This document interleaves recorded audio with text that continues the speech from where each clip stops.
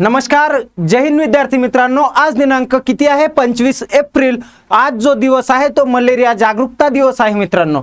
बघा, आज आपण जे काही महत्त्वाच्या चालू घडामोडी आहेत परीक्षेच्या दृष्टीने त्या आपण आज MCQ प्रकारामध्ये पाहणार आहोत मित्रांनो। बघा, ही जे पूर्ण PDF आहे, ही पूर्ण PDF तुम्हाला आपल्या टेलिग्राम चॅनलवर मिळेल मित्रांनो। टेलिग्राम चॅनल ची लिंक जी आहे ती डिस्क्रिप्शन मध्ये दिलेली आहे।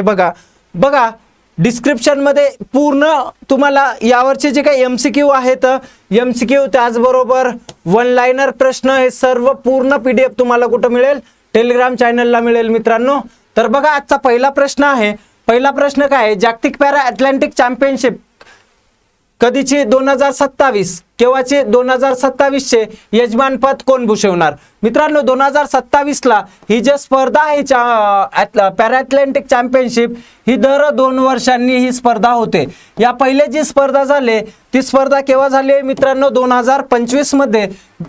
केव्हा झाले? 2025 मध्ये मित्रांनो ही स्पर्धा झालेली आहे। 2025 चे जे आयोजन आहे, 2025 चे आयोजन हे कोणत्या देशांनी केलेले आहे? तर भारत या देशाने सर्वप्रथम जागतिक पॅरा चॅम्पियनशिपचं आयोजन केलेलं आहे मित्रांनो। लक्षात असू द्या। बघा, आता 2027चं जे यजमानपद आहे ते कोण भूषवत आहे? तर बघा, 2027चं जे आहे ताशकंद, जे की उझबेकिस्तानची काय राजधानी आहे, या ठिकाणी 2027चं काय होणार आहे? तर पॅरा अटलांटिक चॅम्पियनशिपचं यजमानपद भूषवणार आहे मित्रांनो। एक लक्षात असू द्या, सर्वात पहिले जागतिक पॅरा अटलांटिक चॅम्पियनशिप जे आहे याची जी पहिली आवृत्ती आहे, पहिली आवृत्ती ही कोणत्या वर्षी? तर 1994 साली। कुठे? तर बर्लिन या ठिकाणी सर्वात पहिली आवृत्ती झाली होती मित्रांनो। लक्षात असू द्या। आणि हमखास यावर प्रश्न विचारला जाऊ शकेल बरं का, पाठ करून ठेवा। पुढचा प्रश्न बघा, 2025-26 मध्ये आर्थिक वर्षात भारताच्या जे काही वस्त्र उद्योग निर्यातीत किती टक्क्यांनी वाढ झालेली आहे मित्रांनो? भारतीय जे वस्त्र उद्योग क्षेत्र आहे यामध्ये 2.1 ची वाढ झालेली आहे। म्हणजेच किती? तर 3.16 लाख कोटी रुपयाची निर्यात नोंदवली गेलेली आहे मित्रांनो। लक्षात असू द्या। बघा काय म्हटलेलं आहे पुढे? जागतिक स्पर्धात काय स्पर्धात्मकता आणि मागणी दर्शविते, बरोबर।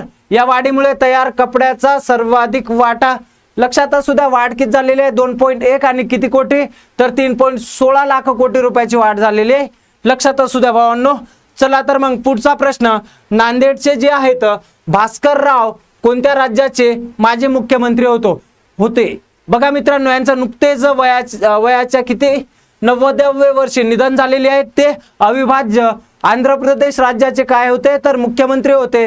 लक्षात असू द्या, यांनी एकूण किती दिवसाचे मुख्यमंत्री होते आंध्र प्रदेश राज्याचे? तर 31 दिवस होते। लक्षात असू द्या। पुढचा प्रश्न आहे बघा, पुढचा प्रश्न काय दिले? कोणार्क सूर्य मंदिर संवर्धन मोहीम कोणती संस्था राबवत आहे मित्रांनो? कोणार्क हे जे मंदिर आहे, सूर्य मंदिर, हे ओडिशा राज्यामध्ये आहे आणि हे समुद्रकिनारी आहे, बरोबर का? समुद्रकिनारी आहे। तर या मंदिराचं संवर्धन करण्यासाठी भारतीय पुरातत्व सर्वेक्षण विभागाने कोणार्क मंदिराची रचना आणि त्यांना अधिक मजबूत करण्याच्या उद्देशाने एक संवर्धन मोहीम सुरू केलेली आहे। ब्रिटिश काळात जगमोहने ते भरलेली वाळू आता डायमंड ड्रिलिंग आणि वैज्ञानिक विश्लेषणासह आधुनिक तंत्राचा वापर करून काढली जात आहे, बरोबर। समुद्रकिनारी आहे। आणि मित्रांनो, एक लक्षात असू द्या, हे जे कोणार्क मंदिर आहे, कोणार्क मंदिर केव्हा बांधण्यात आलेलं आहे? तर 13व्या शतकामध्ये। कोणाद्वारे? तर राजा कोण होते? नरसिंहदेव यांच्याद्वारे, बरं का? चला पुढचा प्रश्न आहे। पुढचा प्रश्न काय आहे बघा, VM फ्रेम स्पर्धा कोणत्या मंत्रालयांनी सुरू केली? तर कोणती आहे?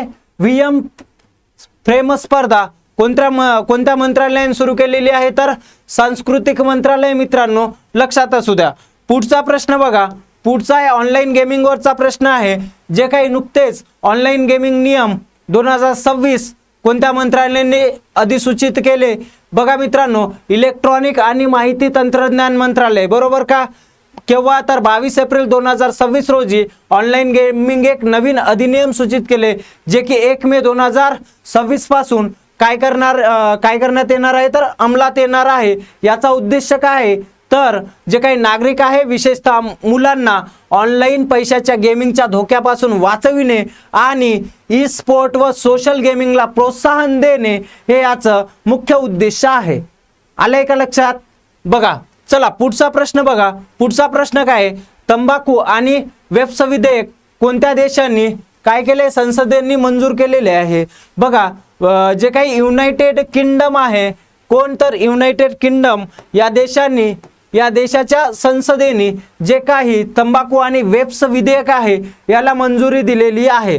तर मित्रांनो हा जो कायदा आहे हा धूम्रपान मुक्त पिढी निर्माण करण्यासाठी ह्या युनायटेड किंगडमद्वारे हा कायदा करण्यात आलेला आहे। या कायद्याची जी अंमलबजावणी आहे हा कायदा 1 जानेवारी 2027 पासून लागू होणार आहे मित्रांनो।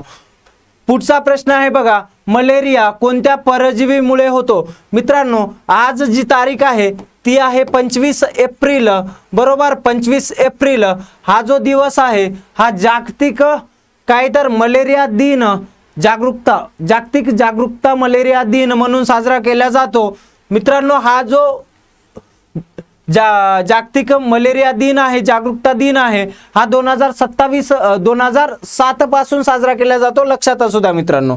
बघा आजचे जे काही प्रश्न आहेत आपले हे इथंच आपण संपूयात आणि भेटूयात उद्या पुन्हा याच वेळेला।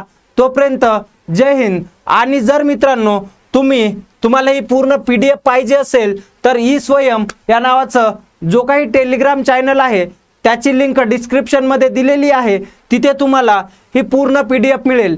या PDF मध्ये तुम्हाला वन लाइनर प्रश्न तसेच मल्टिपल MCQ आणि त्याचबरोबर अशा पद्धतीने प्रत्येक घडामोडीबद्दल माहिती मिळेल। त्यासाठी तुम्हाला आपला टेलिग्राम चॅनल ज्याची लिंक कुठे दिलेली आहे डिस्क्रिप्शन मध्ये, तिथे जाऊन टेलिग्राम जॉईन करा आणि PDF मोफत मिळवा। भेटूया विद्यार्थी मित्रांनो उद्या पुन्हा, तोपर्यंत जय हिंद।